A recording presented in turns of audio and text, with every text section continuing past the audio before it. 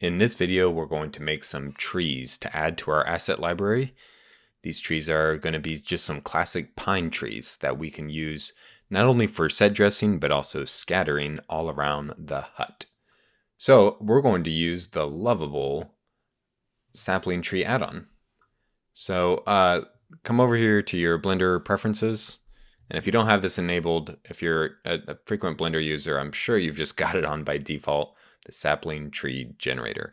Now, this add-on I recognize gets a lot of hate because just the user interface sometimes people don't like it. It's not the favorite, most loved tree generator in the Blender community, but there's actually a good amount of features here, and you can make a good looking tree very quickly and efficiently.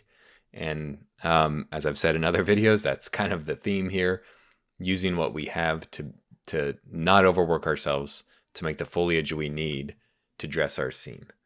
So I did that part kind of quickly, but once you enable the add-on, if you Shift-A, go to Curve, Sapling Tree Generator, it'll open that up. If we come here to Geometry, the first Settings tab, then you'll notice we've got a bunch of presets down here. Down in Load Preset, you got Japanese Maple, Small Maple, you've got Weeping Willow, you know, a lot of presets here that you can start your tree build. The one we're going to use is Douglas Fir, because it gives us just that classic pine tree look really quickly, you know, and it's pretty accurate. If you were to look at a Douglas fir tree, the branches would kind of flail out just like this, and you'll notice the shape, how it sort of cones out in the middle and back down. That's pulling from the custom shape. But if you want to adjust that, you could do conical, hemispherical. You can kind of see semicircle, sort of. Spherical would be just kind of that nice round, wider in the middle, smaller on top. If you picture kind of like a sphere defining the length of the branches. Flame, these are just other ways of distributing the branches to get more interesting result here. So, you know, this is entirely up to you. What do you want your trees to look like? We're not doing sort of hero sculpted trees. These are just generic trees to use for our scene. So I'm going to stick with that custom shape, how it comes, and we can adjust some of that later. Now, you'll also know there's this random seed value here. This is fun to play with. You get basically just rolls the dice on all the settings of your tree. And, you know, I wouldn't bank on like this being how you make your own tree, but it's not bad to just kind of use it to maybe find a starting point that you like and then start building from there. But that's all it is, just random value on all the settings. So the first thing I do after I've gotten to this point is go to the bevel resolution and just kind of crank that up to 3. You can notice the difference here if we go down. This is a very low poly. Crank that up. You can affect the custom shape right here. So you'll notice these settings play with the base, middle to high. You can float this around as far as the custom shape. We can also adjust the length later in the length of the branches if we want to. Now I'm going to get out of the Geometry tab and go into the Radius. The Radius is interesting because you can kind of mess up your whole tree here very easily. And there's, you know, this is where I wish this tool had some more, a little more control, but there's still plenty you can do here. So the main thing we want to affect is this minimum radius. I want to set that down to 0.001, just so our twigs go all the way to, you know, just a very fine point. And then this branch radius ratio right here, you can see what happens if we actually increase that number. It makes the twigs decrease in diameter. So I'm actually going to go take this down to a 1, because you want that splitting where the branch meets the trunk a little bit thicker, but you don't want your twigs to get really obvious. You want them to stay kind of, you know, small little twigs. That's all the adjustment I'm going to do on the radius. Now I'm going to go into branch splitting, and this is where we can kind of quickly map out, you know, what our tree is going to look like. So if we increase levels here, level 2 and then level 3, or I'm sorry, level 4, you want to add at least level 4, in my opinion. If you're doing a real low poly tree, you might stick with level 2. But I think level 4 just adds that extra layer of twigs. Okay, and then whenever you see settings stacked on top of each other, 1, 2, 3, 4, 1, 2, 3, 4, don't, it can be confusing if you've never used this add-on before, but basically it works as, this is trunk, first layer of branches, second layer of branches, third layer of branches. So that's kind of what you're affecting. We have 0 branches on the trunk. If we take this number to 0, then level 4 goes to 0. Level 3 goes to 0, and now the first layer of branches here, we can, 2 branches, and now we only have 2 branches, and you can see how you start increasing that there. So I'm going to take this to 60, and then I'm going to set the how many branches on each branch of this layer, set that up to 15. And then the last one, how many twigs on those branches. This will also determine how many leaves are kind of scattered on those twigs later. So I'll set that to 20. We have a lot of twigs there. And again, you can make this really dense, however dense you want. You can keep adding, but just remember, poly count, render, renderability, and all of that. So again, if you want to affect any of this rotation, just remember this is first layer of branches, second and third. So if I, take out the rotation, the rotate angle, you can see what it does. Everything on the that final twig layer just kind of goes out. There's no rotate angle. So if we slide this around, you can see what we're getting. So I'm going to leave that at -50. So we keep that little swoop out. And then this rotate angle variation, you can crank this up a bit to 90 so that there's some flailing twigs, more variation there. I might adjust my rotate angle on the branch above that. It's these small little adjustments that make it look like you're not using an out-of-the-box add-on, and you're tweaking it, making it more stylized. Okay, now this branching mode, I'm going to set this to random. It randomizes the placement of these branches along the tree. It gets it a little more random rather than rotate. Rotate, they're very evenly distributed.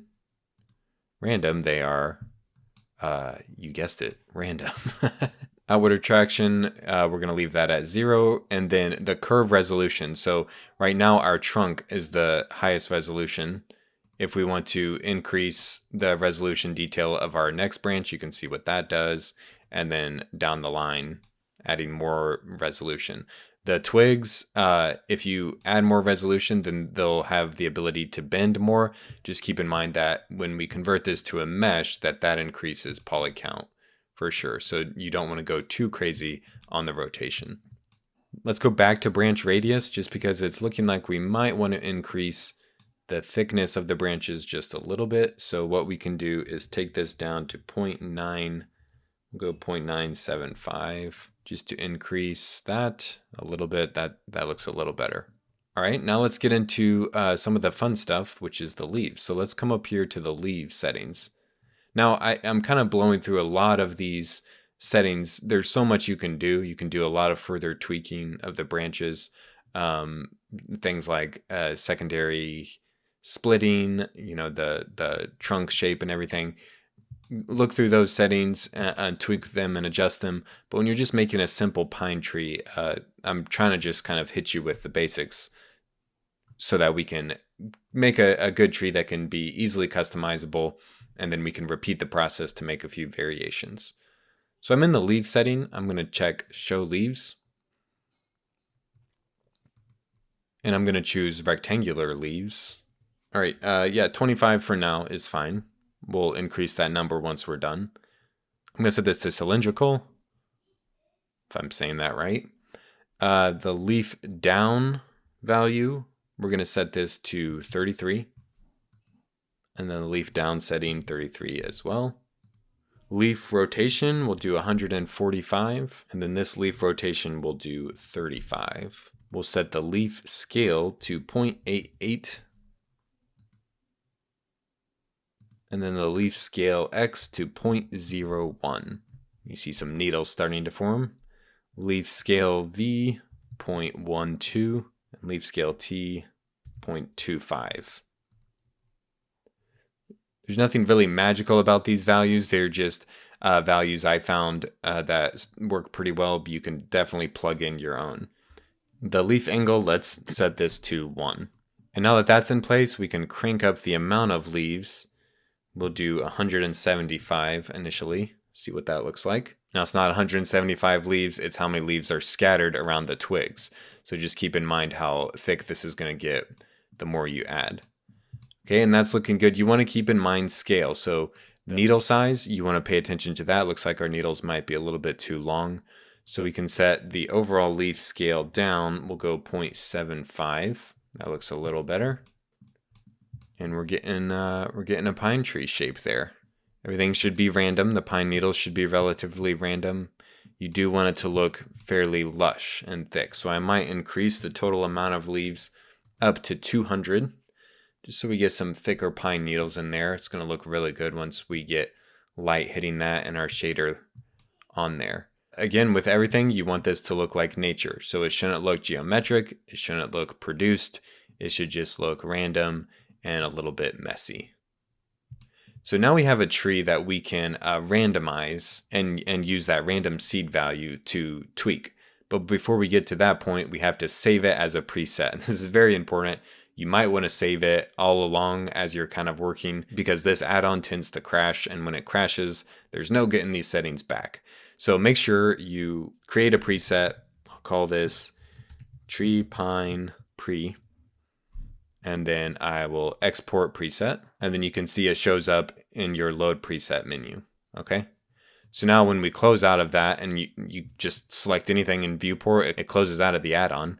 So now we have this tree, and we're ready to surface it, but to show you that the preset works, let me go back to our Spapling Addon and come over here to our preset. There's our tree pine pre, and now there you go. We see it, but it doesn't have the leaves.